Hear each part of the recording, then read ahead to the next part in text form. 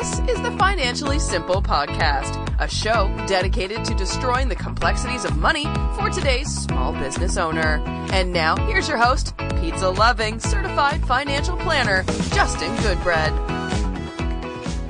Welcome to Financially Simple. I'm your host, Justin Goodbread, and today we're going to continue our deep dive into marketing with an emphasis on marketing for value growth. Today particularly, though, we're going to deal with market positioning. The number 1018, or you may say 1018, or if you're from the South, you may call it 1018. This number probably doesn't mean a lot to you. And candidly, it really doesn't mean a lot to me, but it's mine. See, this is my chess ranking. You know the game. You have the white side and the black side. Depends on what type of board you're on. Actually, I have a 4-player chess game that has white, black, and then I have gold and silver. So it's 4 people can play at one time, or 2 people can play in opposition against 2 different colors. But it's a chess game. It's been around forever. It's a game that everybody recognizes for the most part. Maybe not everybody knows how to play. When I was about 10 years old, my mom signed my brother and I up for chess classes. There was another homeschooling father who was teaching chess to his sons, and it grew into like this little mini chess club. So yes, yours truly was a member of the chess club. And we learned the basics. We learned that the queen was the most powerful on the board. That's not that different in life, is it? The queen usually controls a lot, whether it be in the house, the home, or the business. Nonetheless, the queen's the most powerful. We learned that you could sacrifice pawns. We learned crazy gambits, as they would call them, different moves. We had a blast. We all showed up in our nerdy little outfits, carrying our rolled up boards and our pieces and our time clocks, and had many tournaments almost every week. Now, as I learned the basics of chess, I actually got to play in a couple of tournaments, function tournaments or sponsored tournaments. And so the United States Chess Federation actually hosted 3 tournaments. I can still remember, I think I was about 11 years old, maybe 12 years old, when I beat the 16-year-old. I mean, he was the master of that particular tournament, and I beat him, and it was awesome. Now, my score of 1018 really is not that big of a score. So I'm going to provide you some relevance, and you'll see that I'm just an average chess player. So out of these 3 tournaments, you start with a score typically of 0, and as you beat opponents, you gain more and more score. So if you beat somebody with a higher ranking, then your ranking will jump up a lot higher. If you lose to somebody with a lower ranking, then your ranking will pull down. So the highest ranking you can have is a grandmaster, or a senior master, as they call it, in the USCF, and that's a 2400 score. The lowest ranking you can have is what they call a Class J, and that's a score of 100. So my ranking scored there in the letter E. So if you went from the top down, it would be Senior Master, then National Master, then an Expert. Of course, I am none of those things in the field of chess. Then you went to Class A, then Class B, then Class C, then Class D, then Class E. So I'm at class number E, which is almost dead center of where the score would be. So it's not a major accomplishment in life, but nonetheless, it's my number. I got to play in 3 tournaments when I was in my early adolescence, maybe, like I said, 10 or 11. And today, if you Google Justin Goodbread chess score, it still pulls up a score of 1018. The reason why I bring chess up is because I learned a key concept in chess, and that is positioning.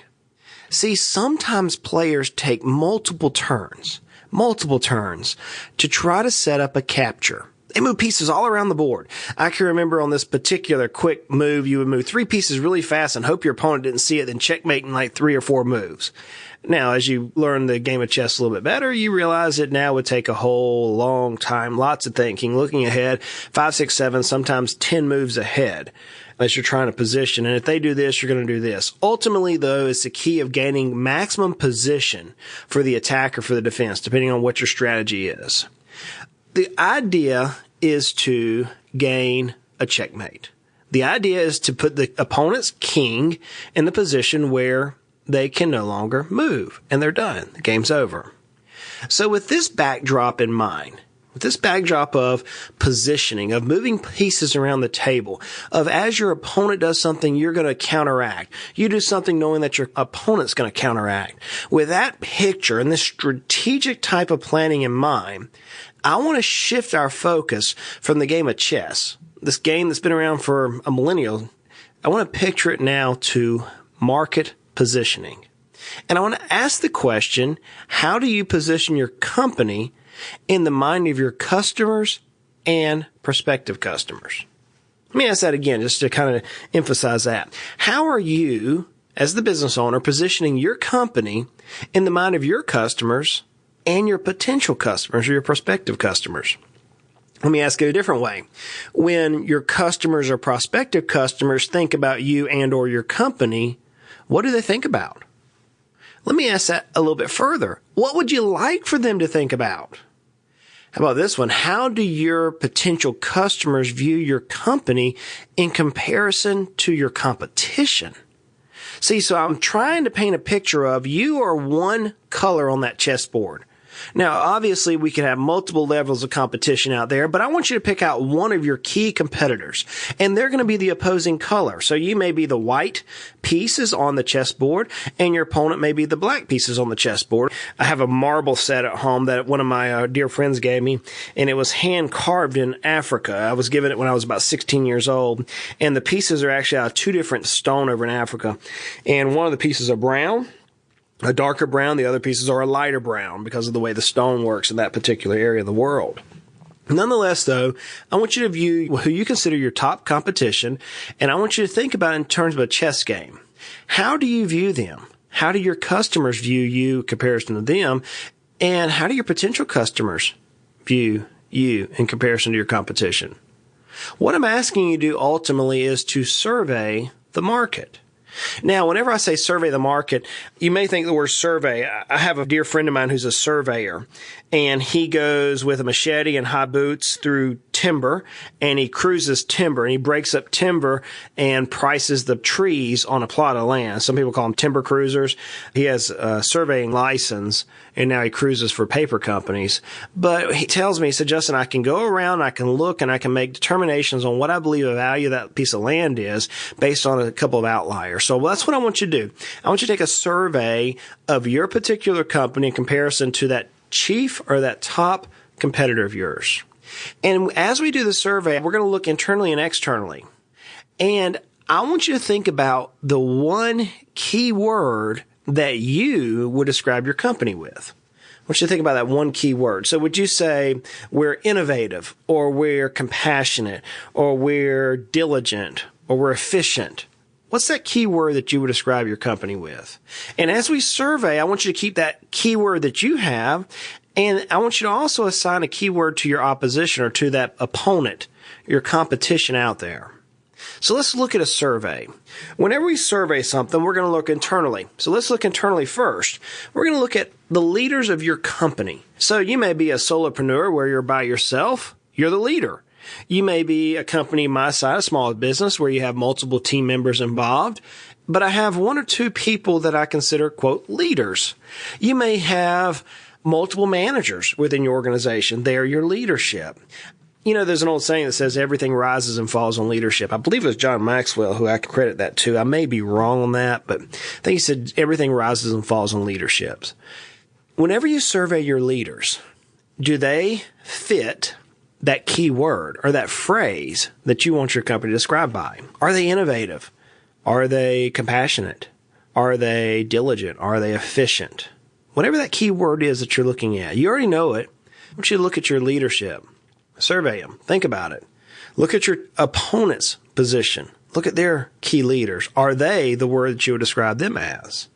So after we look at our leadership, then we want to look at our team. That's where you're going to look at every member in your organization. We call it rank and file. That's the legal term. But we want to look at from the janitor all the way up to your senior managers. What can you say about your team? Are they efficient? Are they compassionate? Are they effective? Are they diligent? Are they cutting edge? Whatever your term is, do a survey of your team. Then we're going to look externally. As you personally are surveying your leadership and your team, look at your customers. That's an external view. They're not making day-to-day decisions within your organization. what would they say about your company? Have you ever asked them? Would they say that, hey, you're efficient, or you're compassionate, or you know what, your company's cutting edge in its technology, or your company's cutting edge in its service or its manufacturing, whatever it does? And then I want you to think about your potential customers. What are they looking for? What keywords would they look for? What are their desires? You are listening to Financially Simple, destroying the complexities of money for today's small business owner. So we're taking that from a managerial standpoint or from the business owner standpoint, but we got to put some action to our steps. So we're now going to, after we look at it, we do our self-assessment. Now we're going to actually put some steps in motions, and we're going to physically survey the leadership of the company. And we're going to ask them questions about, hey team, this is our mission statement. This is what we're headed toward. What do you think? And you're going to see what your key leadership says. You may not tell them anything. You may say, guys, I want you to put in one word or one phrase what you think about our company. And you may see some congruency, or you may see a bunch of people running a different direction, chasing their tails, not knowing what really they're after. You know, after you do your leadership, though, and you survey your leadership, you want to think about, get opinions or thoughts from the team, the entire team, top down, all the way up, bottom up, side by side. Every person in an organization. You know, like Justin, I have 75 employees. You know, that's not uncommon. I know a lot of clients who have many employees. You can run a survey system. SurveyMonkey's pretty easy to use. There's a lot of different processes that you can use to get some idea on what your team or your employees think about your particular company's market positioning. Now, you can go to your customers and you can do the same thing. If you have a small amount of customers, you can have a one-on-one person do this, or you may go through a surveying process. You may do the old put on a mailer, have them rip it off and send it back to you. You may use technology via an email and try to get a sampling of your customer pool. When it comes to potential customers, though, and you're looking externally, you're going to have to look for some keywords. You're going to have to do some research. This is where your marketing department can actually help you. You can do some Google Analytics and find out what keywords your customer is looking for. Last time we talked about a persona, I mentioned Frazzled Frank to you. So I know the keywords that Frazzled Frank's looking for. Frazzled Frank wants lots of love. They need lots of help. They want somebody to come along and help them exponentially grow their company. I know the desires that Frazzled Frank has. So whenever you're taking a survey of the market, we're looking at it in the terms of positioning. Do your customers ultimately think about you the way you want to be addressed? So with that, there are some keys that you can do to position yourself solidly in the market. There are some keys. I'm going to give you 5 points here that I think that you can accomplish to make a dramatic impact on your positioning. Number 1, you can have a positioning statement. Now, positioning statement just ratifies, it places in writing what you're ultimately trying to accomplish. Now, you could use your mission statement. That's what I use. You could use your mission statement of your company, and that could be your positioning statement.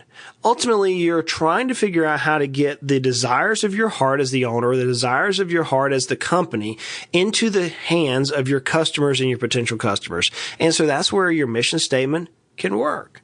So you may say, do you have a positioning statement or a mission statement? Do you know what you want to accomplish? We'll deal with the how soon. But do you know what you want to accomplish? The second thing you can do when it comes to positioning is you have to understand your competition's offerings. You have to understand it.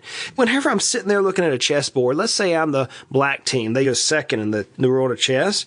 Let's say I'm the black team, and I see a pawn move out from in front of the king side knight. Let's just say the pawn moves out one space in front of the king-size knight. Instantly, I know one of two things. Number 1, we're going to either bring out the bishop next is going to come out. There's going to be the king-size bishop, and they're going to be looking for a quick castle with an exit strategy coming where if we castle the king and the rook, we're going to be able to get the king out. Or maybe they're going to go for a strong center, and they're going to shore it up with the flanks of the pawn on the king-queen side. Nonetheless, my point is that whenever I see the opponent, the white team member who goes first, start off with the lead of a one move on the pawn on the king's side right in front of the knight, there has to be some consideration to that. So whenever you're looking at your competition's offerings and what moves they're making, you want to look at how are they beating you? What are they doing in the marketplace that is just stomping a hole in your entire business? What is their messaging? How are they communicating? What channels are they communicating in? Are they using spokespeople? Are they going digital, print? Are they using mass media versus targeted media? What are they doing in their messaging? And ultimately, do they have a different customer experience? So you're constantly trying to survey when it comes to positioning. You're constantly looking at what is your opponent doing in the marketplace. Whenever I say this, and I often deal with business owners, I'll say, hey, what is the competition doing? And the competition is often too large of a demographic for us to deal with. I was driving through Oak Ridge, Tennessee the other day, headed to church. I've been gone a little bit doing some traveling and some CE. And I noticed that there are three dental offices within the space of a quarter mile. They're all different. I think one's Secret City, one is Oak Ridge, and one is Aspen. And they all have the exact same advertising on the front. And I'm going, how in the world are these companies differentiating themselves from each other? Then I looked at, is there true competition amongst those individual dentists? You see, Aspen is a national brand or a regional branded dental office, whereas one of these others were actually a very high-end boutique dental office. So whenever you're dealing with your competition, you want to nail it down. When you're looking at the competition's offerings, you want to nail it down to an opponent. Who are you actually playing? You don't want to play the whole field. I'm not trying to play every person at one time in the whole tournament. I'm just dealing with the person directly opposite of me. And that's what you're looking at. You're looking at your competition's offerings. What is that person directly opposite of you? Your nearest and greatest competition. What are they doing to attract customers or working with their current customers for retention? Third question you can have is, how many touch points do your potential customers and current customers have? How many times are you touching them? Not like physically. That's kind of creepy, actually. How many times are you communicating with them? Are you doing text messages? You're doing email? Are you doing mailers, newsletters? Are you doing sales offerings? Are you doing coupons? How many times are you touching your current customers? And then, out of those times you're touching them, which are the most effective? And you're like, Justin, I'm not sure I've ever done that before. All I do is send them a bill. Well, that's not bad. That's a way to touch your customers. Our gas company, we use LP, liquid petroleum. We use that to fuel our stove, our water heater, different things around the house up on the hill where we live. And our gas company never calls us. We actually have to call them whenever we're ready for a fill up. We used to get filled about one time a year. Whenever we meet with them, they always send us a bill, and it always has a coupon for the next fill up at the bottom of the service. So that's the way they touch us. Because of that, and because of their efficient communication on the phone, we continue to use them. Nonetheless, they don't touch us as much as they probably should. The fourth thing I'm going to ask you is, when's the last time you surveyed your customers to see if they're receiving those particular touch points you do? And if they like them? I would ask my gas company, hey, would you kind of remind me in the middle of the year in July to refill my tank? So I'm not having to remember in September when the prices are up a little higher. And you're like, Justin, why would they tell you to refill your tank whenever it's a little lower? Because I'd buy more. I mean, I don't like paying a $400, $500 gas bill once a year. So maybe they could do it twice. Nonetheless, you want to survey your customers. And the fifth thing is, you want to constantly be on the lookout to enhance your customer's experience. That's that game, right? We're going back to the chess game. I constantly want to be able to figure out how I can move faster than my opponent, hit my time clock, and push the pressure on him. So hopefully, time will begin stressing him out later in the game. I want to move very rapidly. I want to go really fast, make my move, and push the pressure back on him. I'm constantly trying to enhance my experience, free up as much time for me as possible. That's what you're thinking about with your customer. You want to constantly be trying to enhance your customer experience. So with that, guys, I'm going to leave it with this with the last couple of key questions. And here we go. Have you defined the exact experience you want your customers to have? Have you? This is hard for me. Have you defined the exact experience you want your customers to have? Maybe you write it in the form of a story. That's what I adopted, the form of a story for our office. Are we hitting it? No, I'm trying. I can say honestly that we're not. Let me ask you this question. Has the customer experience been described throughout your entire organization? That I can say yes. I actually have given it to every particular team member in an organization to say, here's what we're trying to accomplish. I want you to think about this one. Remember, the fastest way to lose a current customer is being reactive in nature. Market positioning is a proactive manner. It is on the attack. It is not a defensive mechanism. It is not a defensive position. If you are the team white, you're going out immediately on the attack, and black is automatically on the defense in the game of chess. In this game of market positioning, there is no defense. You're constantly going on the form of attack. So I'll leave you this question. How are you positioning? How are you positioned currently in your marketplace? The next couple of episodes, we're going to deal with how to position yourself in the marketplace for maximum marketing value. With that, guys, I want to invite you to join our newsletter. You can sign up for it on the financiallysimple.com blog. You can sign up right on the top. It says join the newsletter. Like for you to go there. Some of the best writing I do every week is in that. We actually did a little mini series on Where's Justin. I was traveling for about a 6-week period, doing lots of CE, lots of training around the country. It was a lot of fun to see what everybody was saying, trying to guess where I was around the country. And I'm going to ask you to go into the iTunes, go on and rate the podcast, guys. We ended up being in the top podcast in Europe. I don't know how. That just tells me people in Europe like me a lot better than people in the United States. Hey, if you're in the U.S. and you listen to this podcast, go on iTunes, leave me a review. Even if it's bad, leave me a review. That makes me happy. At least that shows me how I can improve the episode. If you find out this information is helpful, leave me a review and share it with a friend. Like I say every week, guys, life is hard. It is. Life is hard. Life is good in business. Oh, good. Business can be frustrating. Money doesn't have to be, though. Let's continue to make our lives at least financially simple. Y'all go out and create a great day. You have been listening to the Financially Simple podcast. The information in this show is for informational purposes only. This show is not investment advice. Instead, seek help from a competent financial advisor. Justin Goodbread, CFP, is an investment advisor representative of Heritage Investors, a registered investment advisor.